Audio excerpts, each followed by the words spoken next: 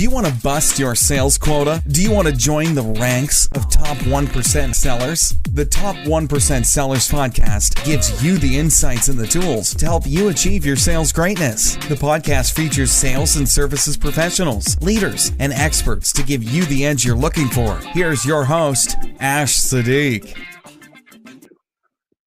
Welcome, everyone. This is the Top 1% Sellers podcast. I have an amazing guest today, and just when you read the story that he has in his book about his own personal life, you would be amazed how much people go through and how much they rise back and understand what it takes to succeed in life and what it takes to really take adversity and create success out of it. My guest today is Jon Dwoskin. He is the author of the Think Big Movement book, and when you hear the rest of the story and you hear about Jon and his business, you'll be amazed about the value that he brings to his clients. And Jon, just for starters, I'd love for people maybe to get a snapshot of your career path to date, and then we'll jump into some questions about the book and also your business as well. Sure. Well, thanks so much for having me on the show. I appreciate it. Absolutely. So I'll try to make it as quick as possible as to not bore anyone, but I graduated college. I went to Eastern Michigan University. I double majored in economics and journalism. I then, out of college, started an internet company with my brother and a buddy of ours in my parents' basement.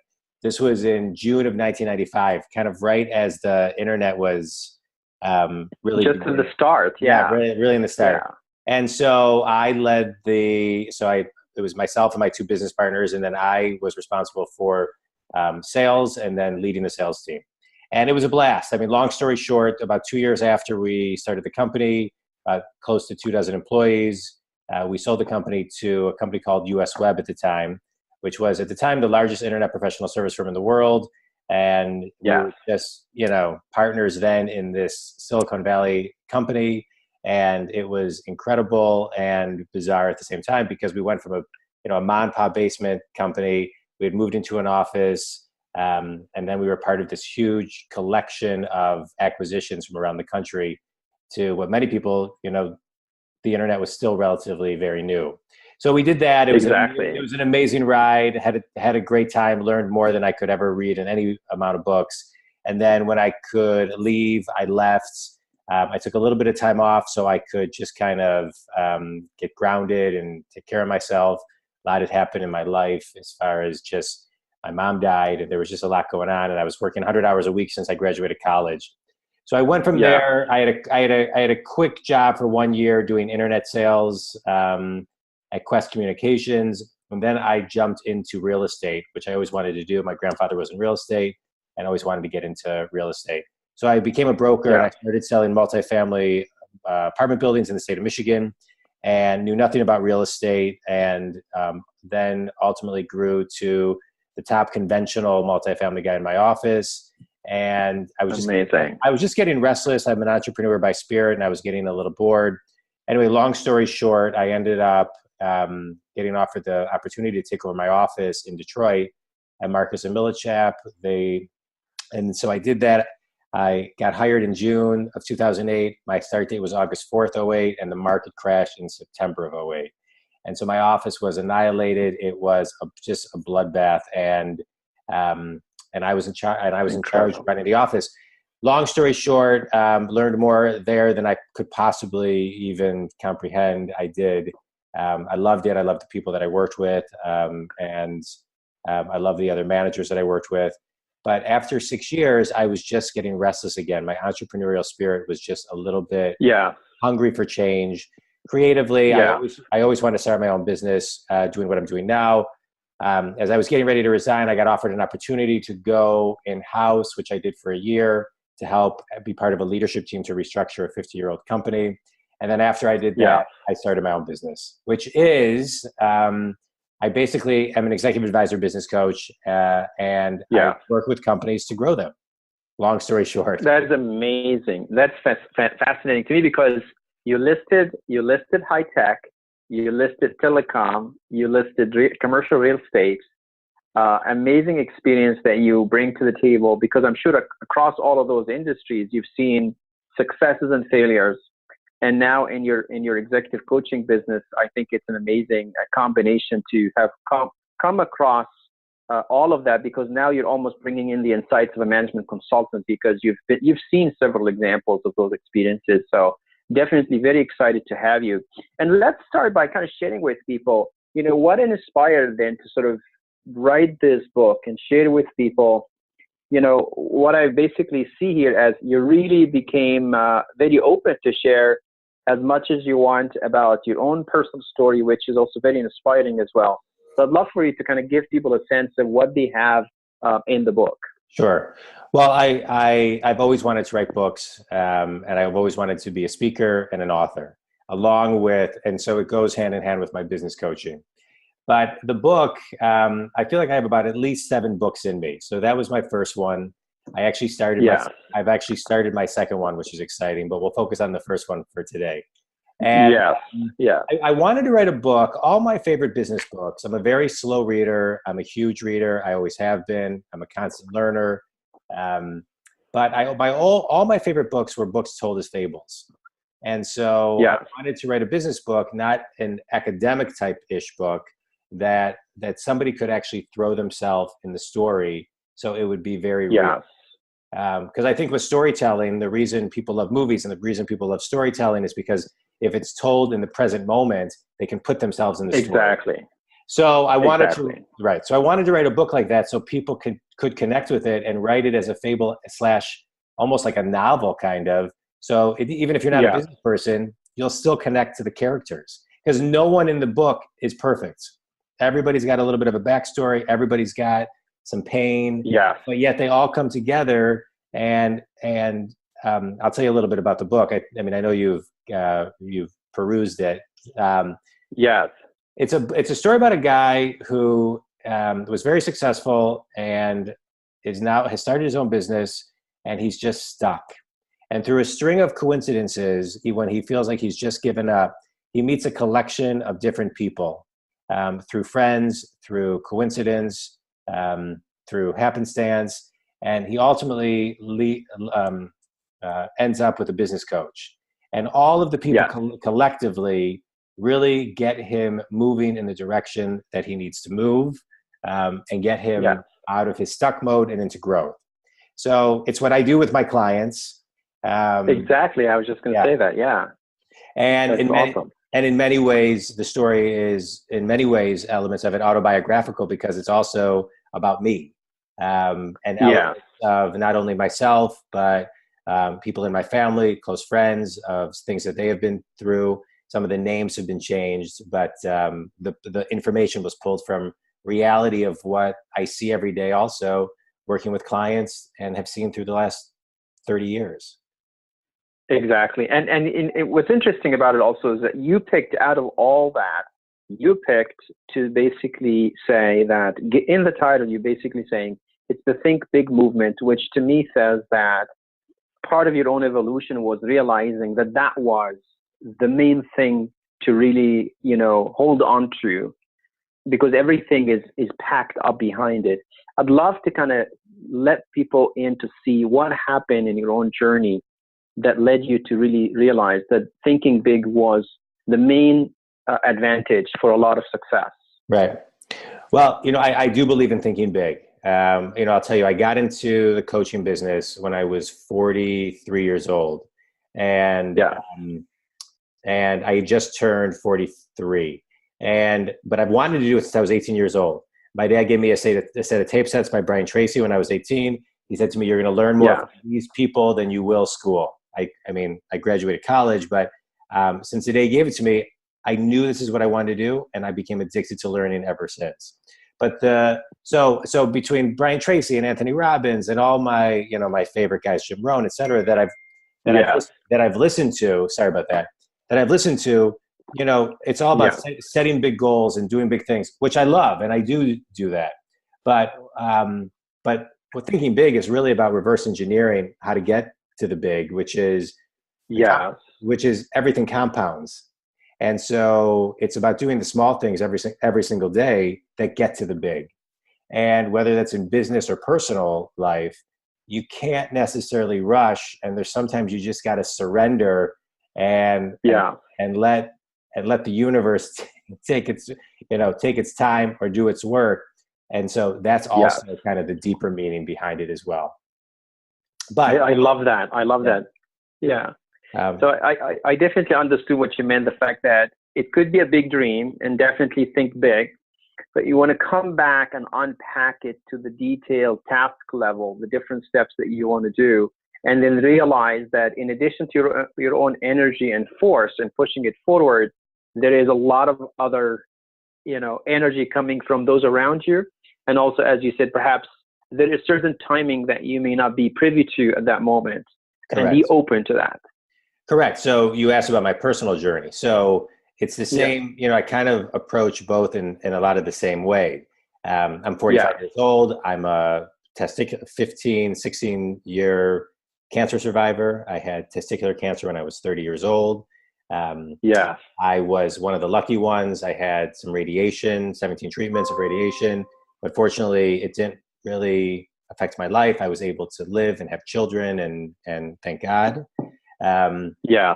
But you still infuse all the stresses that come with it. And, you just kind of have to, you're forced in you are forced in the present, because you don't want to think about your next CAT scan that's 6 months away, or the past of what happened. So it's kind of like you really have no choice. And not that it's an easy overnight thing, but I really kind of through my life. And then I know we talked about this before the podcast started. When I was 40, I went in for a 10-year checkup, and my doctor, basically, I was driving to Chicago for a business meeting. I live in Michigan.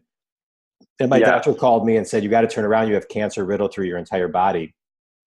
And I went with my wife to the office, and he said to me, I'm cutting to the, long story short, I have no good news. You have cancer riddled through your whole body. Basically, you're going to die.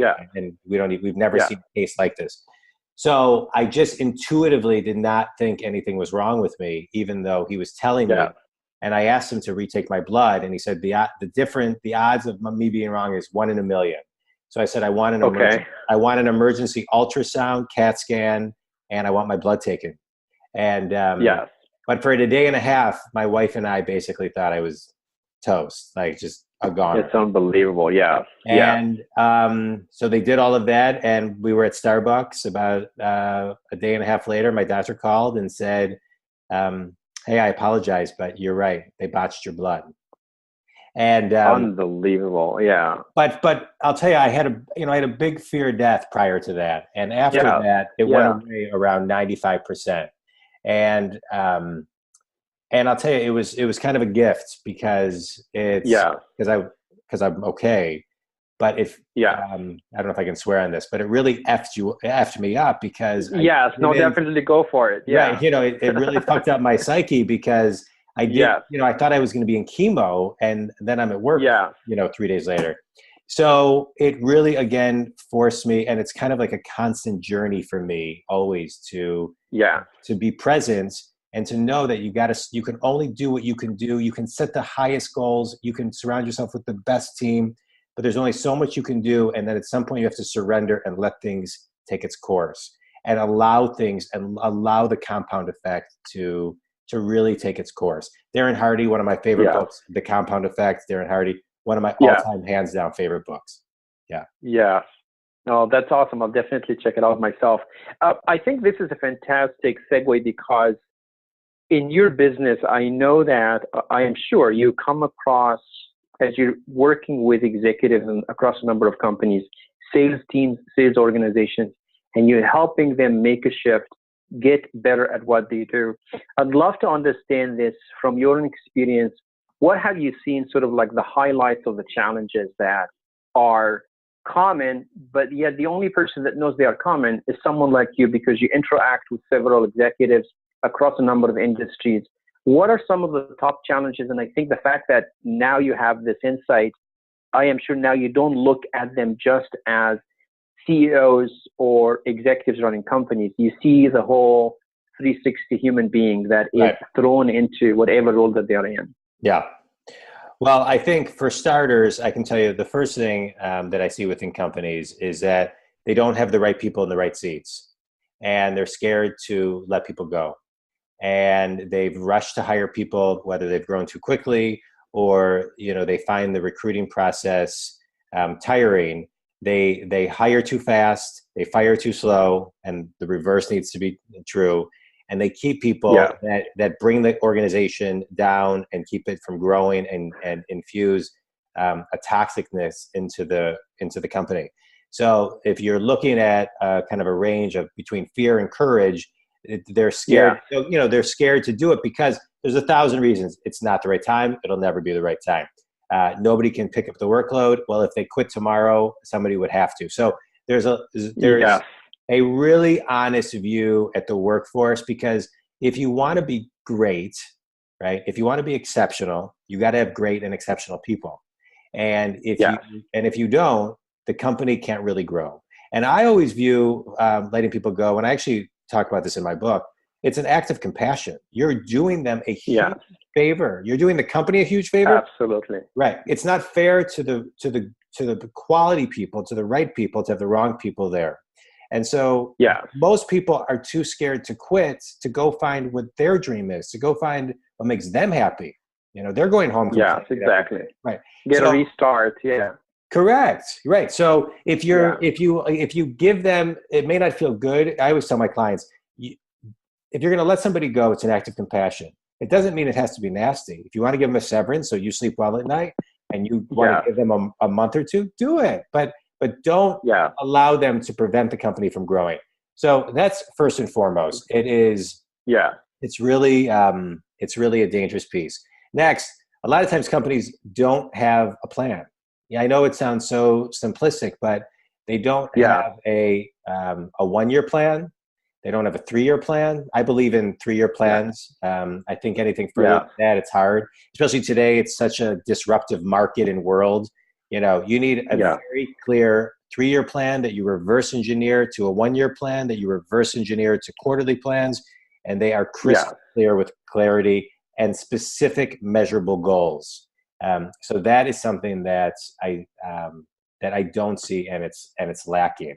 And within that very is interesting goal that for all of the leadership team too. It's amazing. So a lot of times CEOs of companies don't have a business plan, and so although the leadership doesn't have a business plan or individual business plans, and none of the salespeople underneath them or managers have business plans. So everybody's just kind of like floating around, just flowing. Right, just flowing with no structure. Yeah.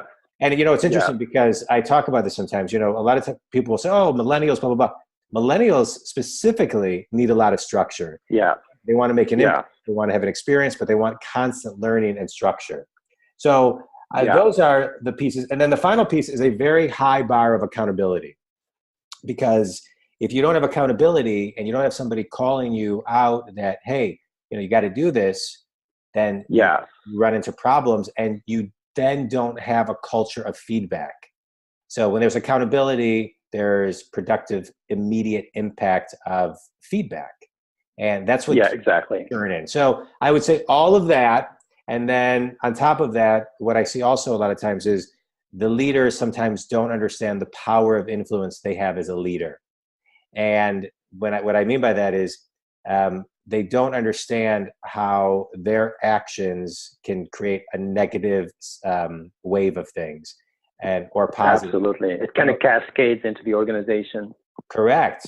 So they need to really understand that. And if their ego is too big and they're running more off of their ego, then they're going to have just an increase of, people that aren't loyal to them, because, in today's world, a leader needs to be much more grounded than ever before, and they need to kind of leave their ego at the door. They can be strong, but a narcissistic ego as a leader is a very tough organization to work in. Very interesting. I know you work with a lot of sales organizations and sales leaders as well. You've sold yourself, you took businesses and you grew it. When you think about those challenges, when you think about the sales organizations that you work with, specifically when they're trying to grow revenue, what have you seen in terms of the blocks that are typically in operation vis-a-vis the goals that the revenue goals that they want to achieve. Are you talking about from an operations standpoint or from a sales standpoint? From a sales standpoint, so what kind of stands in the way that they don't even know what's happening? From sales, are you talking about salespeople right now? Yes, okay. Exactly. So thanks for the clarity. Salespeople, sure.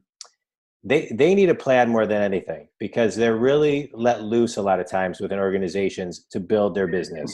And what I find is there's growing the business and managing / retaining the business. So it depends what field you're in, and there's a lot of different fields.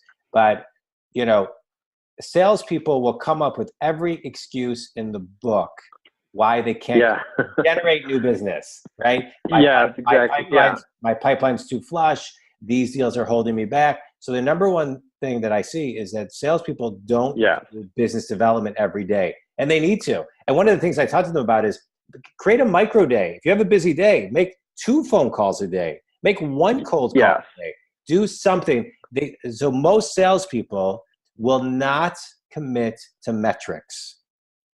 And they won't commit to metrics. Sales is a numbers. I mean, you have to have talent. It's amazing, Moxie, and you have to have exactly. That's the one thing you remember, But the one thing is, you got to be able to measure it, and it's the metrics that sales. I'll meet salespeople all the time, and I'll say, "What are your metrics?" And they'll say, "What do you mean?" And I'll say, "Well, what are your conversions?" Yeah. Well, what do you mean? Right. And then I say to them, "What do you mean?" What do you mean?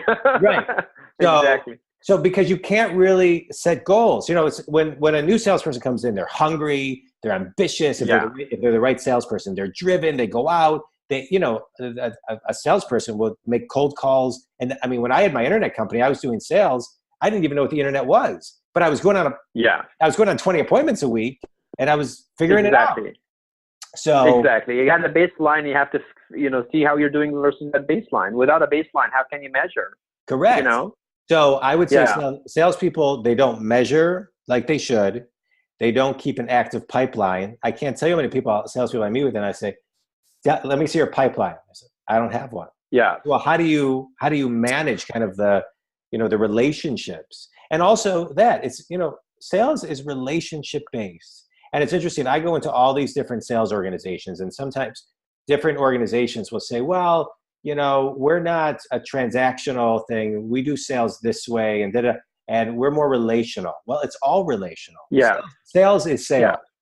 And it's good to focus on industry specific people that can help you. But the fundamentals of sales is practicing your craft every day, which I don't see a lot of salespeople do. Just that constant learning of how to get my skill set and a nugget and the next piece of information that I can use, the next line, the next pivot statement, the next transitional statement.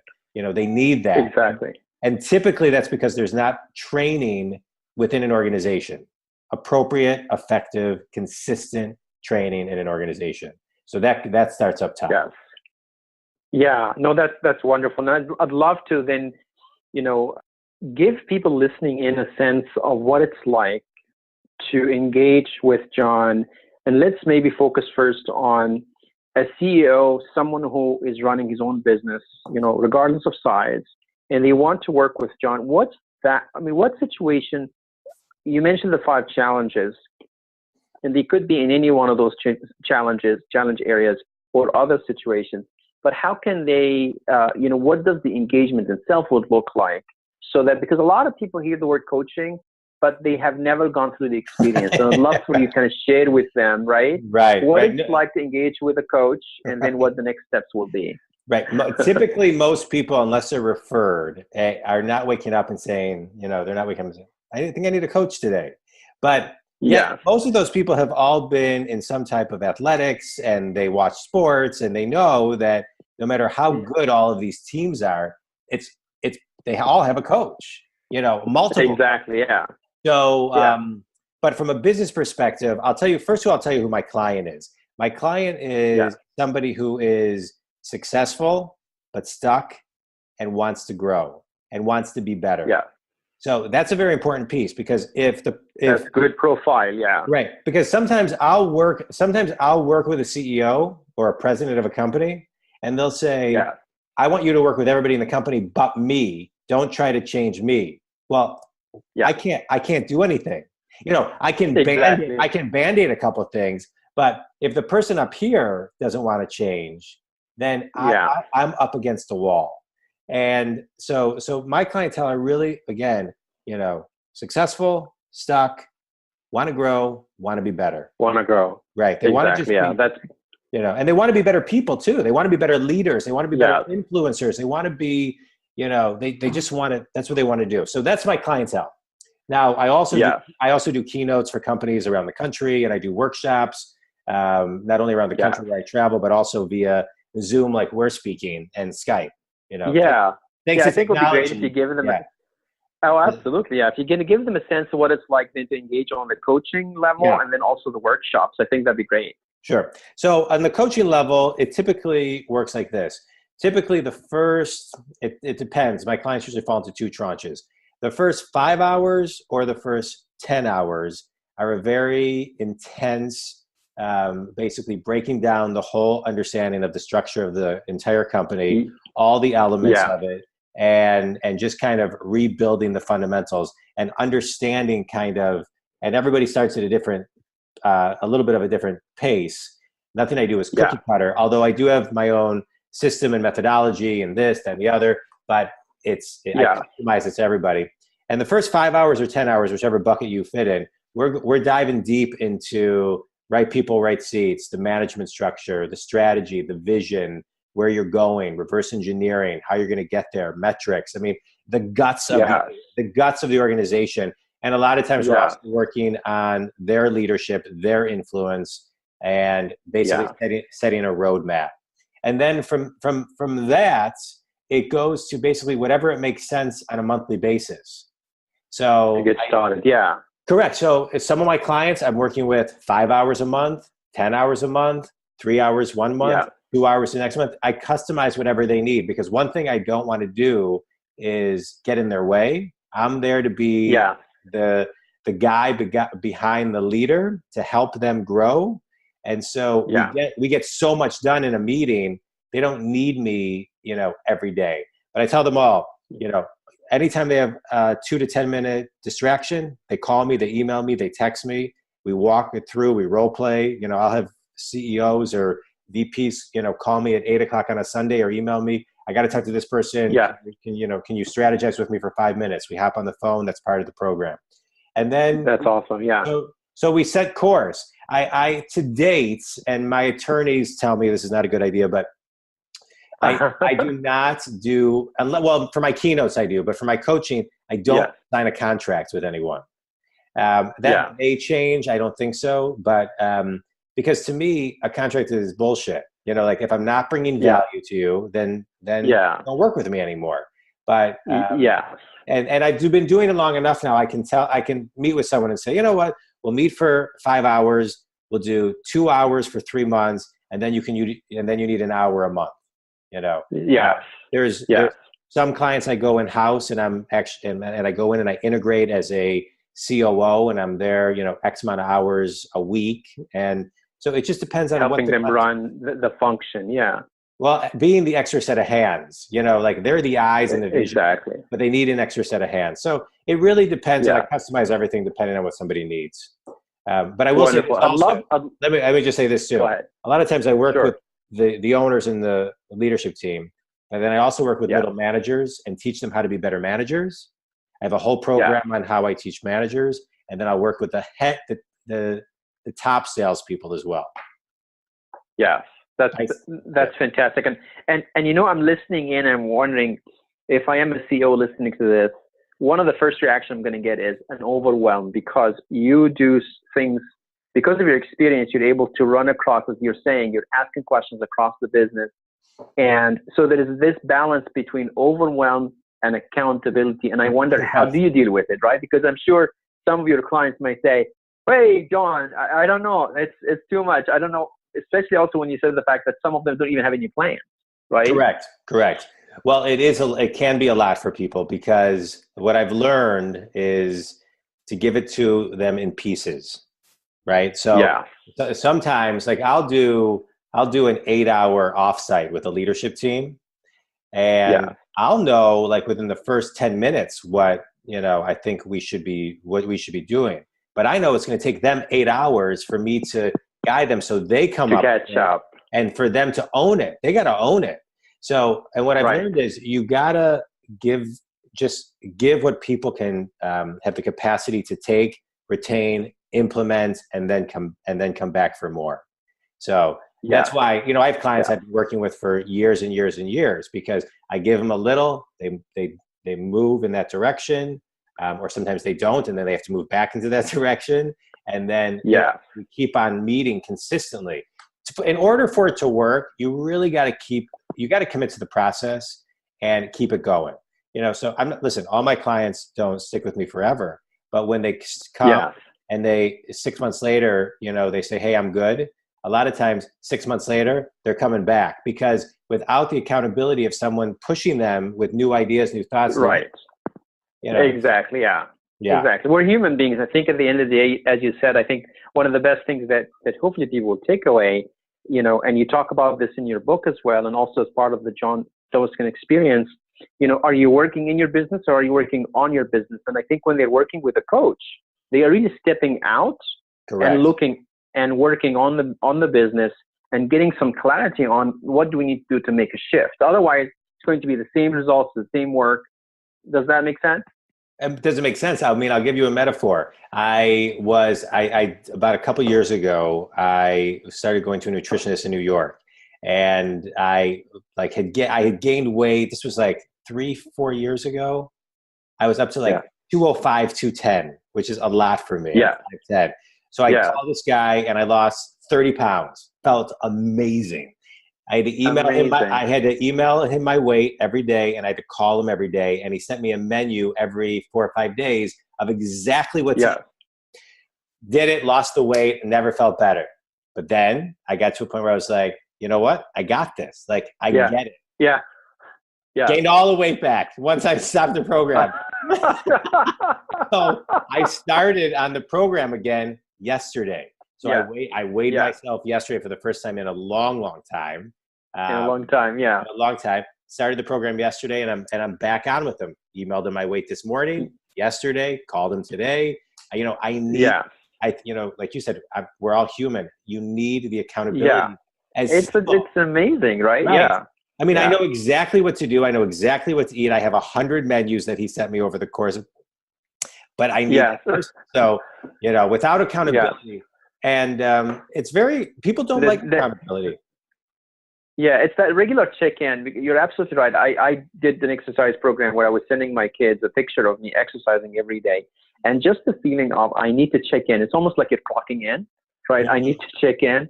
It really encourages you in some respect to kind of get up and do it. And if you don't do it, all right, here's how I'm going to ask for forgiveness and get back on track, Right. I'd love for people to also get a sense when they hire Jon to do a keynote, what are some of the topics that you talk about? And I'm sure there's some passion behind them because that's why you chose them. I'd love for people to maybe get a sense of what those topics are. Sure.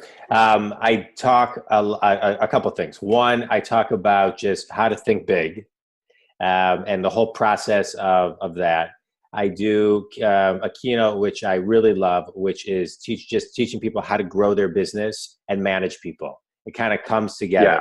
And so when I'm working with a bunch of people, is that within companies that run different divisions or companies that have a lot of franchises that's throughout the country where there's a lot of individual owners, but talking to them about how to run a business and how to manage people and how to do sales training and the essence of what sales training is. And what I really like to do is then do that. And then a day of breakout workshops with all of their people where we can really get with them gritty. Right.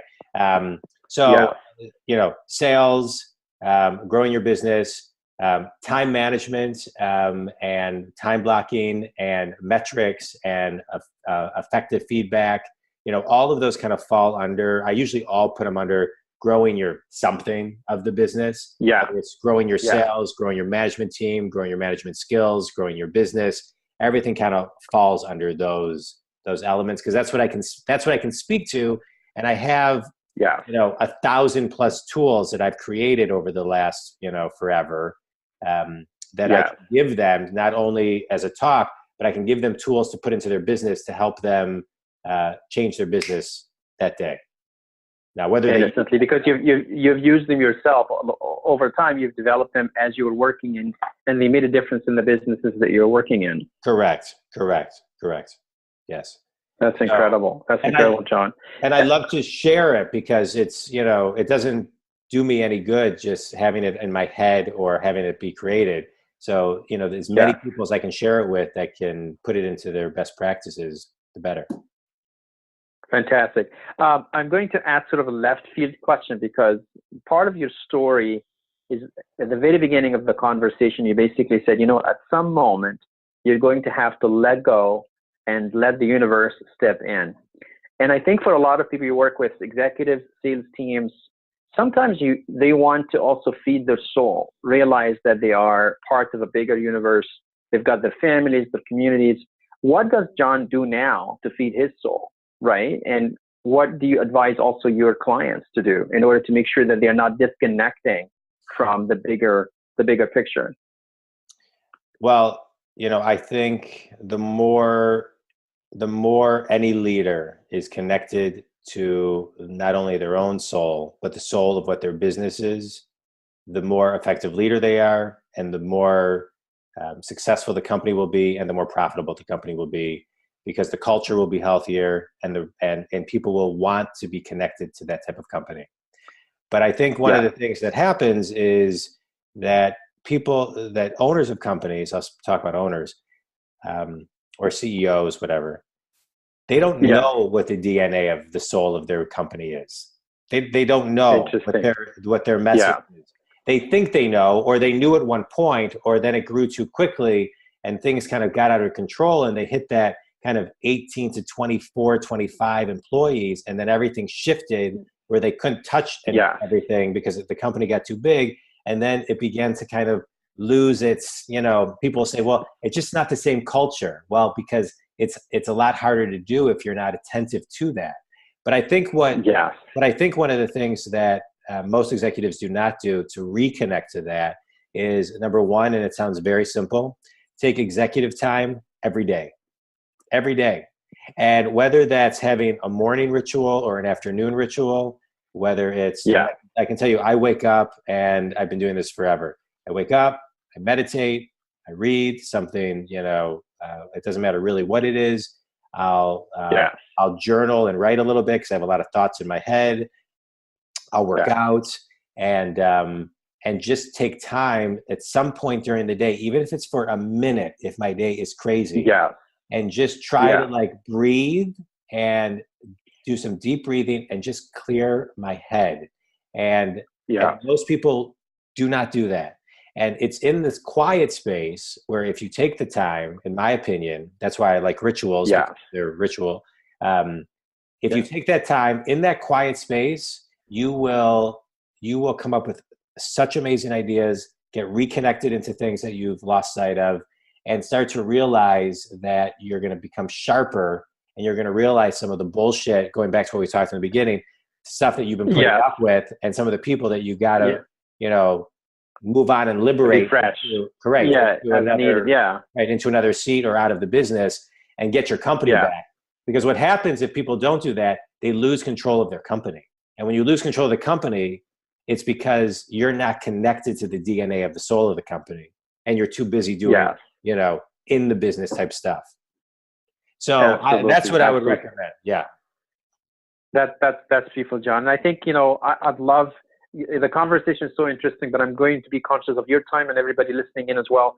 I want to remind people to definitely get the book. As Jon said, it's in a story format. You'll be able to really identify with a lot of the stories in here, the challenges. And then in addition to that, Jon, if somebody listening in, they want to really engage with you, how do they reach out to you?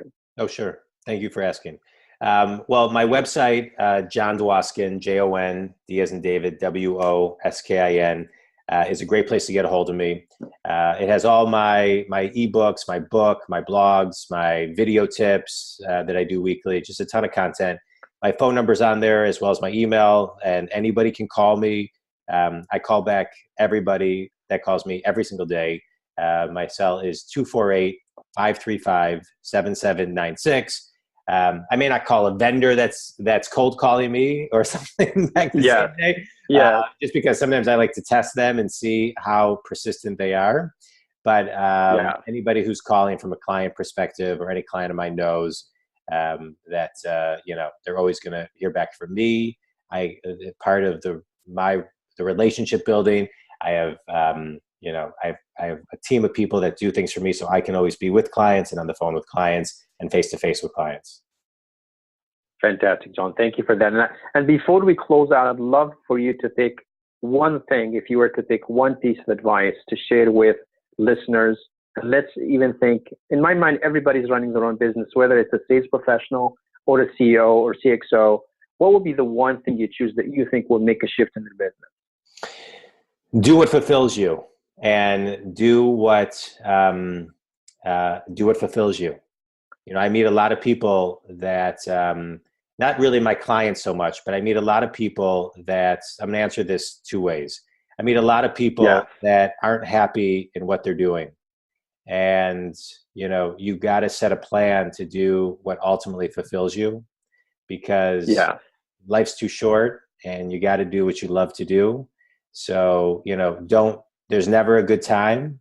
So, go be fulfilled.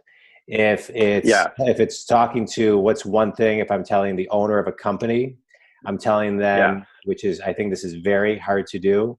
I'm telling them to take a day off. That's amazing. Schedule a day off. And because they won't, it is so difficult. I can't tell you how many CEOs I talk to and I say, listen, you need to be sharp, and you need to be 100%. You're not going to always be 100%, but you're at 70% right now because you're burnt out and you're working too hard and you're wearing so many hats. I want you to take a day off, or take 2 days off, or take a half day off.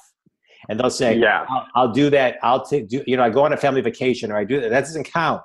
I mean, I have kids. Do it for you. Right. I have an 11 and 14-year-old.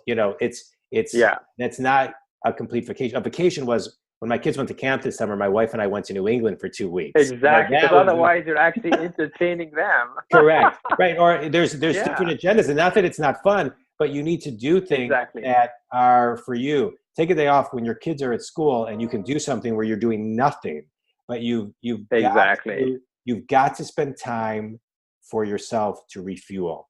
And most people do not refuel. I'm guilty of it too. I got to tell myself the same advice. But I love that honesty. Yeah, it's amazing. Yeah, a lot of people don't do it. Right. Yeah. I'm going on a hiking trip in November with my father-in-law, and I was telling my wife this morning that I'm stressed out for 3 days. I forgot I'm going hiking in New Mexico. And that's awesome. Yeah. But I remember thinking when I did it, I've got to push myself to do it. So exactly. And on that note, we'll again end this amazing conversation. Again, get the book, get to know Jon. There's a lot of content on his website. Reach out to him as well. Jon, it's been a pleasure having you here. Thank you so much for being on the Top 1% Sellers podcast. Thank you so much for having me very much. Show. I appreciate it. Absolutely. And I'd love to encourage people also to visit the podcast on the Top 1% Sellers Academy website, as well as also the C-Suite Radio Network. Would love for you to check out amazing content from people like Jon and others. Thank you very much for listening. Bye-bye. Hey, and thanks to you too for doing what you do. You do a lot of great things. Absolutely. Thank you very much, Jon. Thank you. Thank you for tuning in to the Top 1% Sellers podcast. Give us your suggestions and guest recommendations by emailing us at ash@connectwithash.com. Thank you also for sharing this podcast with your colleagues and social media contacts. To connect with us on LinkedIn, please send a connect request to ash@connectwithash.com. See you at our next episode. Thanks for tuning in.